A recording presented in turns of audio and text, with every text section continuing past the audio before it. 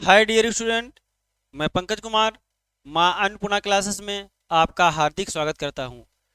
जैसा कि सभी बच्चों की डिमांड थी कि सर आप हिंदी में उपसर्ग एवं प्रत्यय से संबंधित एक क्लास लाइएगा, तो मैं आज आपके सामने उपसर्ग एवं प्रत्यय से संबंधित एक क्लास लेके आया हूँ।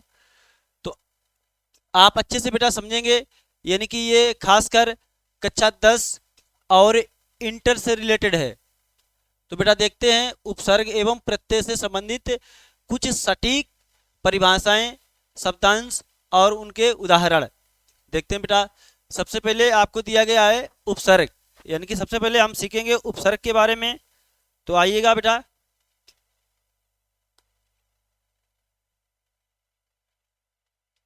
सबसे पहले बेटा लेते हैं उपसर्ग को। किसको लेते हैं? उपसर्ग। आइएगा बेटा, उपसर्ग साथ साथ में सभी बच्चे लिखते चलेंगे, सभी बच्चे साथ साथ में लिखेंगे, जिससे कंसेप्ट आपको क्लियर होता चला जाए। तो बेटा उपसर्ग, उपसर्ग दो शब्दों से मिलकर बना है। उपसर्ग कितने शब्दों से मिलकर बना है? दो शब्दों से। जो हम बताएंगे उसको आप लिखते चलेंगे और साथ साथ में हम फाइंड करते रहेंगे। उपसर्ग दो शब्दों से मिलकर बना है। पहला शब्द आपका बेटा हो गया है उप। पहला शब्द क्या हो गया बेटा? उप। और सेकंड शब्द आपका हो गया है सर्ग। क्या हो गया बेटा? सर्ग। यानी कि प्रथम शब्द आपका हो गया बेटा उप और सेकंड शब्द शब्द हो गया आपका सर्ग। तो देखिएगा बेटा, उप मीन्स होता है बेटा पहले। उप मीन्स क्या होता है? पहले कर सकते हैं आप। उप मीन्स पहले, पहले या समीप, समीप, समीप या पास, समीप या पास। समझ में आया होगा बेटा। और सर्ग मीन्स बेटा होता है, सर्ग मीन्स बेटा होता है, ध्यान से समझेंगे, सृष्टि। सृष्टि होता है, सृजन करना भी होता है। सृजन, सृजन करना। और इसके बाद बनाना भी होता है बेटा। साथ साथ में बेटा हम बोलते हैं कि आप लिखते रहेंगे बनाना। यानी कि उप मीन्स पहले, समीप या पास। सर्ग मीन्स होता है सृष्टि, सृजन करना या बनाना। अब इसका यानी कि शाब्दिक अर्थ समझेंगे उपसर्ग का। उपसर्ग का शाब्दिक अर्थ बेटा साथ साथ में सभी बच्चे लिखते रहेंगे अच्छे से। जहां कंसेप्ट क्लियर ना हो आप पूछ सकते हैं कमेंट करके।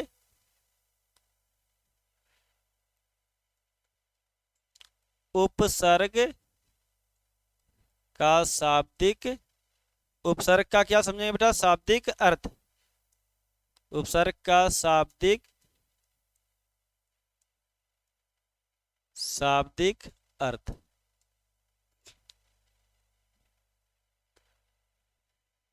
तो देखो बेटा, सबसे पहले उपसर्ग में क्या मिलेगा आपको? यानी कि आपका आएगा यहाँ पे शब्दांश, शब्दांश होगा प्लस शब्द होगा बेटा। और जो मूल यानी कि जो बन के आएगा वो हमारा आएगा उपसर्ग युक्त शब्द। क्या बनेगा बेटा? उपसर्ग, उपसर्ग युक्त शब्द। उपसर्ग युक्त क्या बनेगा बेटा? शब्द बनेगा। यानी कि उपसर्ग युक्त, उपसर्ग युक्त शब्द। तो यह शाब्दिक अर्थ क्या हुआ यहाँ पे? शब्दांश प्लस शब्द जब बराबर बनाएंगे तो क्या बनेगा बेटा? उपसर्ग युक्त शब्द। सॉरी। आप समझते हैं बेटा उपसर्ग की परिभाषा? क्या समझते हैं उपसर्ग की परिभाषा? कैसे डिफाइन करेंगे कि उपसर्ग क्या होता है? आते हैं आगे बेटा।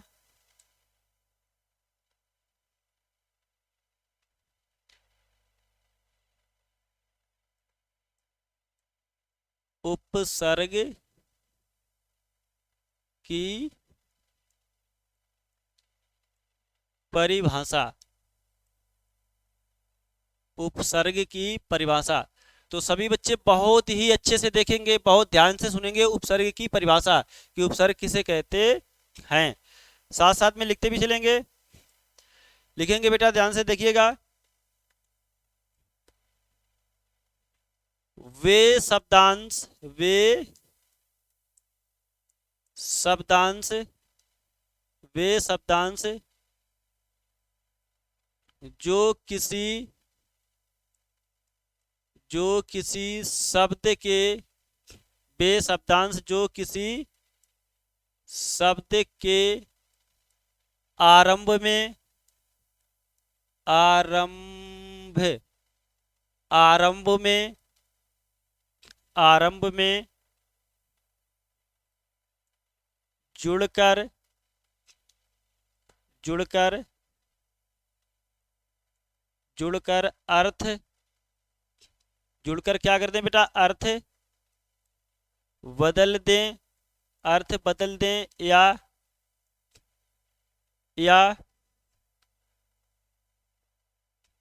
पूर्ण पूर्ण शब्द ही पूर्ण शब्द ही पूर्ण शब्द ही बदल दें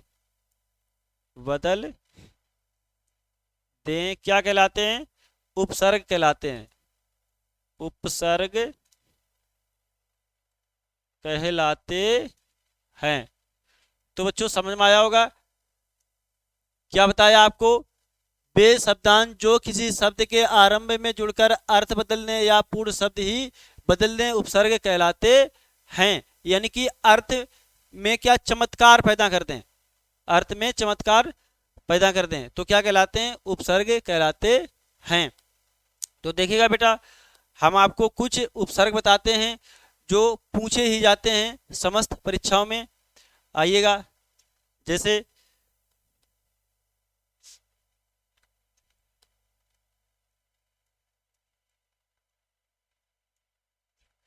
बेटा हो गया आ, हो गया अनु, हो गया अनु, हो गया इसी प्रकार प्रति हो गया,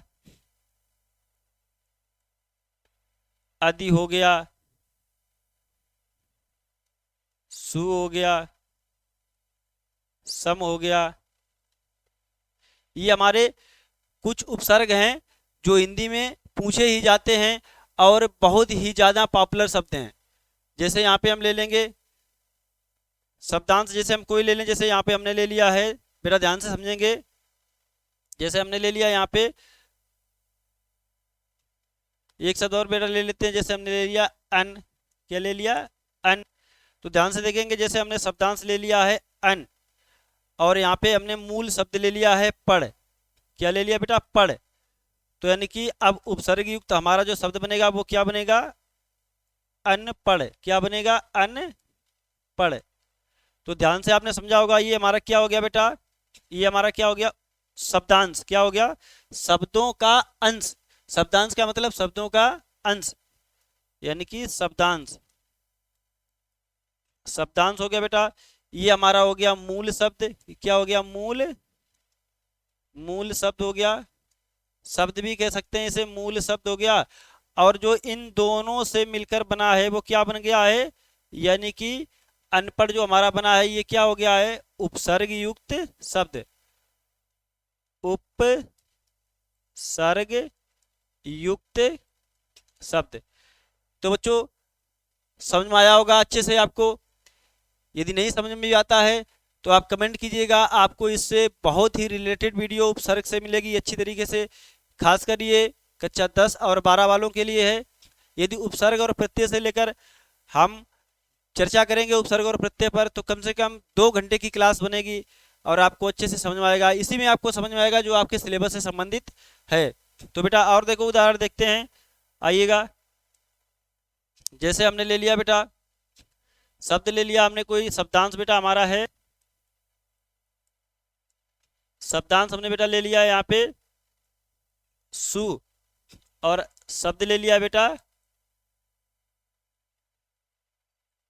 आगत, क्या ले लिया है, आगत। तो जब इन दोनों को ऐड करेंगे तो बेटा क्या बन जाएगा, स्वागत, क्या बनेगा, यानी कि उपसर्ग युक्त जो शब्द बनेगा वो उपसर्ग युक्त शब्द, उपसर्ग युक्त शब्द जो बेटा बनेगा वो क्या बन जाएगा, स्वागत, क्या बन जाएगा बेटा, स्वागत, स्वागत। तो आपके समझ में आ गया हो बेटा, यानी कि जो हमारे आ हो गया, अनु हो गया, अधि हो गया, प्रा हो गया, बी हो गया, सु हो गया, ये सब क्या है, उपसर्ग। और ये बहुत ही पॉपुलर शब्द हैं। सबसे पहले हम मूल शब्दों को पहचानेंगे, मूल शब्दों को निकालेंगे, और इसके बाद उसमें उपसर्ग देखेंगे कि कौन सा उपसर्ग है। इसी प्रकार बेटा दूसरा ले लेते हैं। जैसे देखिएगा यहाँ पे हमने ले लिया है वी। क्या ले लिया है बेटा, वी। इसी में यदि हम जोड़ देते हैं हार, क्या जोड़ते हैं बेटा, हार, तो देखिएगा यहाँ पे यदि हम इनको जोड़ते हैं तो क्या बन जाएगा हमारा बेटा, ये बन जाएगा विहार। क्या बन जाएगा, विहार। तो आपको समझ में आया होगा, यानी कि मूल शब्द में यानी कि शब्दांश को जोड़ने पर क्या बनता है, उपसर्ग। तो ये हमारा क्या बन गया बेटा, विहार। ऐसे ही बहुत ही महत्वपूर्ण उदाहरण और एग्जाम्पल और इससे संबंधित उपसर्ग प्रत्यय से संबंधित वीडियो देखने के लिए हमें कमेंट करिएगा, हम अच्छे से अच्छे आपको वीडियो प्रोवाइड कराएंगे। अब आगे समझते हैं बेटा प्रत्यय से संबंधित जानकारियां। आइएगा बेटा, अब देखते हैं प्रत्यय कि प्रत्यय बेटा किसे कहते हैं। आपका 60वें वीडियो बना रहे हैं क्योंकि आपका क्लास से यानी कि कक्षा 10 और 12 से संबंधित है, कोई कंपटीशन से रिलेटेड ये नहीं बना रहे हैं। जब कंपटीशन से संबंधित बनाएंगे तो बहुत अच्छे से बारीकी से आपको बताएंगे। अब बेटा समझते हैं प्रत्यय, आते हैं प्रत्यय पर।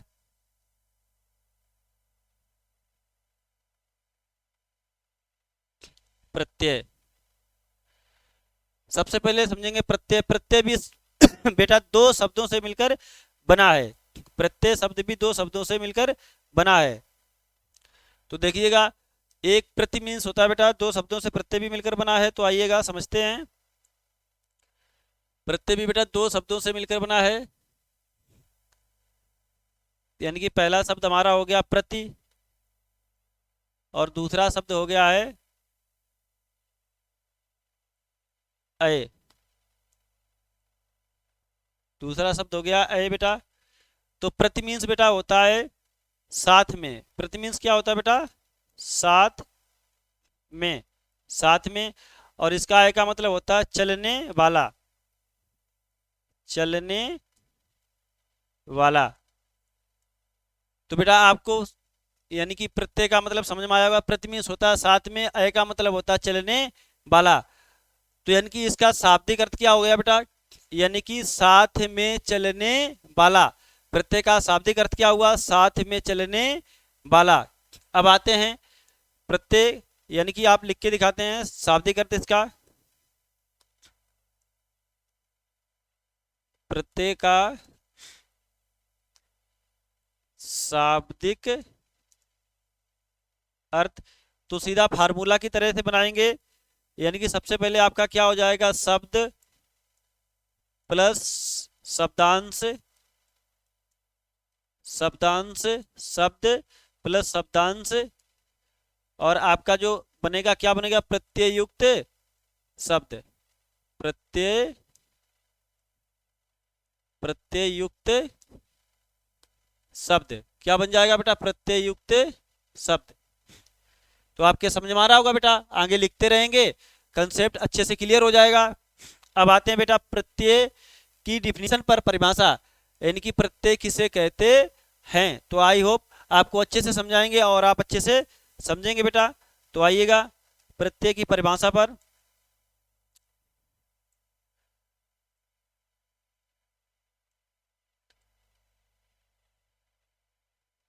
प्रत्यय की परिभाषा साथ साथ में बेटा लिखते रहेंगे, साथ साथ में लिखते रहेंगे तो आपको अच्छे से क्लियर हो जाएगा। जैसा कि आपको बताया था कि उपसर्ग किसे कहते हैं, यानी कि वे शब्दांश जो शब्द के पहले जुड़ते हैं। ठीक इसी का विपरीत होता है प्रत्यय। ठीक इसी का विपरीत क्या होता है बेटा, प्रत्यय। तो आइएगा समझते हैं इसकी परिभाषा।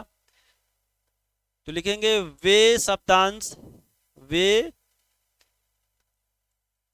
शब्दांश, वे शब्दांश जो जो किसी शब्द के, जो किसी शब्द के बाद में, जो किसी शब्द के बाद में, ध्यान से बेटा देखेंगे, बे शब्दांश जो किसी शब्द के बाद में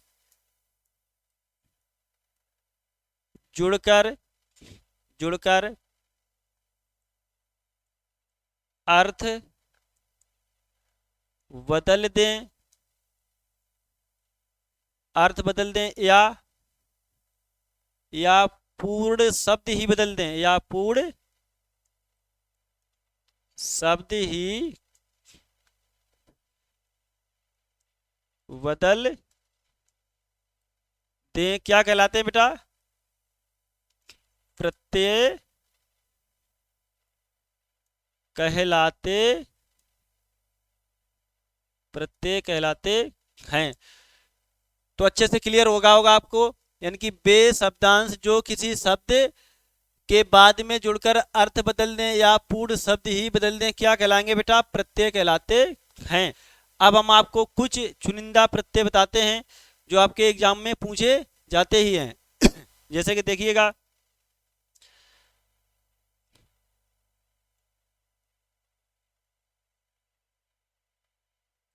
आइएगा, जैसे खासकर जैसे ता होता है,